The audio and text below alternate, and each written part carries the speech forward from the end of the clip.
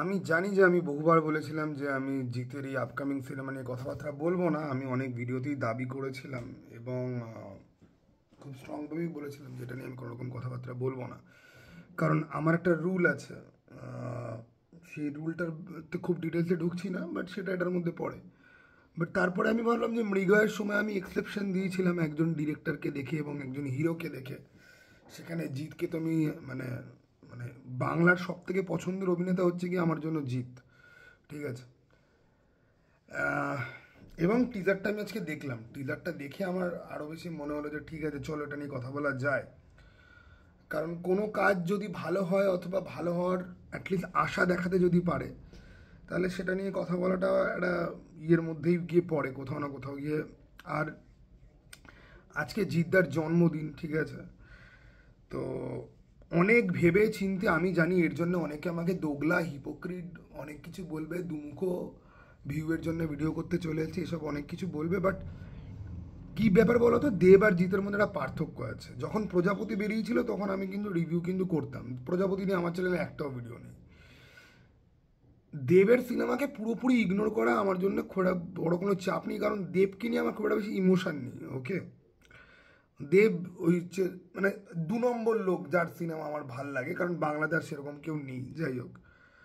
কিন্তু জিতের ব্যাপারটা একটুখানি অন্যরকম।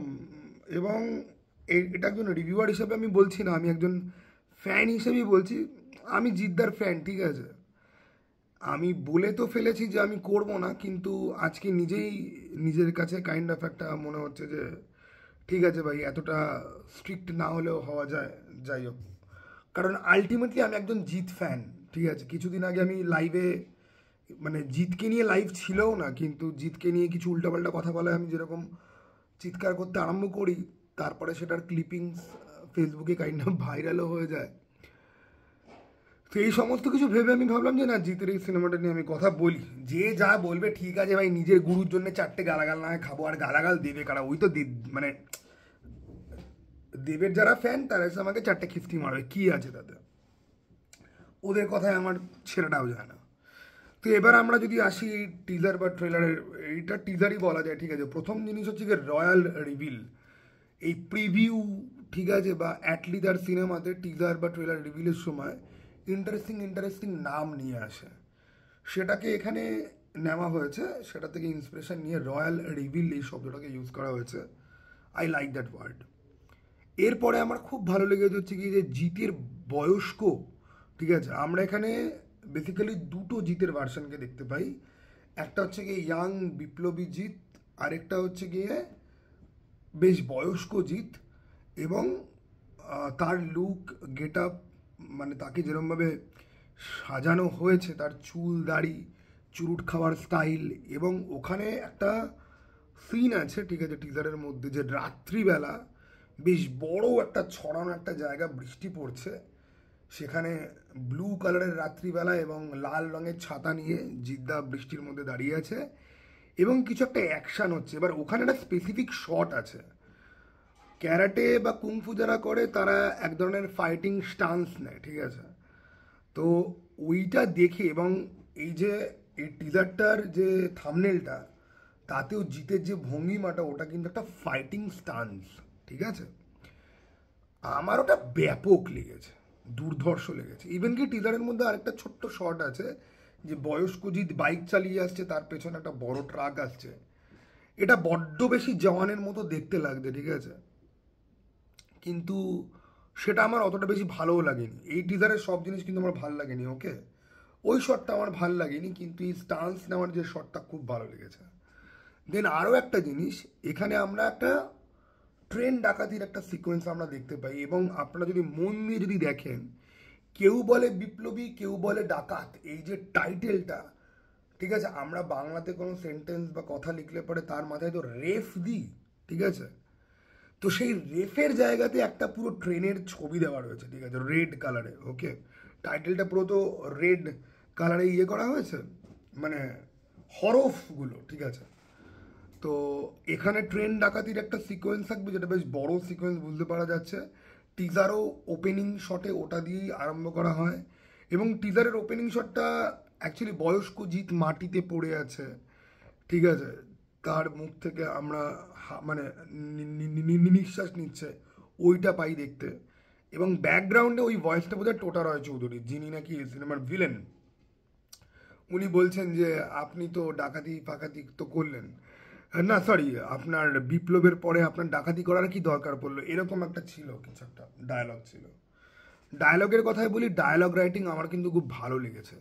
যেটুকুনি ডায়লগ টিজারের মধ্যে আছে, বিশেষ করে ক্লোজিং যে ডায়লগটা, যে আজকের সমাজে, আজকের স্বাধীন সমাজে এটাই আমার নিয়তি, কেউ বলে বিপ্লবী, কেউ বলে ডাকাত, এই ডায়লগটা দিয়ে টিজারটা কিন্তু ক্লোজ কিন্তু হয়।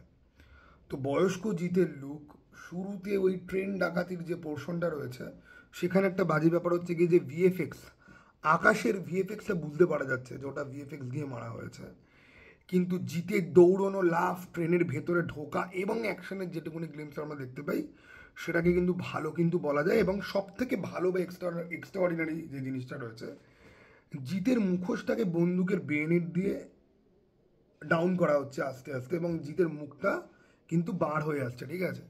ওই মুখোশ রিভিলের যে জিনিসটা, ওটা কিন্তু খুব ভালো। আর পরের দিকে এই যে সিকোয়েন্সটা, এটারই একটা শট আছে পরের দিকে, যে অ্যাকশনের মধ্যে কেউ একজন জিতের ঘাড়ে এসে পড়বে, সেখানে আমরা জিতের পুরো ফ্রন্টাল একটা লুক পাই, এবং এই ইয়াং বয়সের জিতের পুরো লুকটাকে আমরা প্রপারলি আমরা দেখতে পাই। সেই লুকটা কিন্তু খুবই ভালো। এবং আপনাদের মনে আছে কি না আই ডোন্ট নো, একটা পোস্টার বেরিয়েছিল, কেউ বলে বিপ্লবী, কেউ বলে ডাকাত, একটা পোস্টার বেরিয়েছিল। দেখো, আমি তো অ্যানাউন্সমেন্টের সময় কথা বলিনি, পোস্টারের সময় কথাবার্তা বলিনি, ওকে, একটা বিহাইন্ড দ্য সিন ভিডিও ছিল তখনও কথাবার্তা বলিনি। আজকের টিজারটা দেখে মনে হচ্ছে যে এবার কথা না বলাটা একটুখানি বাড়াবাড়ি হয়ে যাবে, যাই হোক। তো ওই পোস্টারের মধ্যে কিন্তু জিতের ইয়াং বয়সের একটা ছবি ছিল, এবং ব্যাকগ্রাউন্ডে জিতের বয়স্ক বয়সের একটা ছবি ছিল। তো মেকআপের যে কাজ সেটা কিন্তু খুব ভালো হয়েছে, এবং জিতের এই দুটো লুককে খুব সুন্দর করে কিন্তু ফুটিয়ে তোলা কিন্তু হয়েছে। এবার মেকআপ নিয়ে আমি কথা বললাম, রাত্রিবেলার সিনেমাটোগ্রাফি, ট্রেন ডাকাতির সময় ফেক লাগছে, ভিএফএক্স ভালো নয়, এবং যে প্রোডাকশন হাউস তারা জাস্ট সদ্য সদ্য উঠেছে, জিতের প্রোডাকশন হাউসও আছে, বাট যাই হোক, ওখানে ভিএফএক্সটা ঠিক হওয়া উচিত ছিল, ওই ভিএফএক্সটা ভালো নয়। কিন্তু রাত্রিবেলার আরেকটা যে অ্যাকশন সিকোয়েন্স আমরা দেখতে পাচ্ছি বয়স্ক জিতের, ওটা কিন্তু দুর্দান্ত কিন্তু লাগছে, ঠিক আছে। তো সমস্ত কিছু মিলিয়ে আমি বলবো, যেটুকুনি যা দেখানো হয়েছে সেটা কিন্তু মানুষের মধ্যে কিউরিওসিটি তৈরি করার জন্য কিন্তু সক্ষম।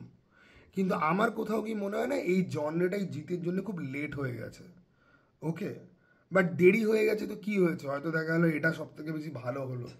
কারণ দেখো, বাঘাযতীন একেবারেই বাজে সিনেমা, গোলন্দাজ ঠিকঠাক সিনেমা, দেবী চৌধুরানী খুব ভালো সিনেমা বলা যায় না, বাট যাই হোক, ভালো আর খুব ভালোর মাঝখানে কোথাও একটা রয়েছে। আমরা এই সিমিলার জনারিতে আরেকটা সিনেমা পেতে মানে পাচ্ছি, সেটা হচ্ছে গিয়ে কেউ বলে বিপ্লবী, কেউ বলে ডাকাত। এখন দেখতে বেশ ইন্টারেস্টিং লাগছে। ডায়লগগুলোর দিকে আমি যদি মন যদি দিই, তাহলে ডায়লগ লেখাগুলো খারাপ কিন্তু হয়নি। এবারে দেখা যাক যে কি করে, কারণ এই সিনেমার যে ডিরেক্টর তার উপর আমার খুব একটা বেশি ভরসা নেই, একেবারেই নেই বললে পরে সব থেকে বেশি ভালো হয়, ঠিক আছে।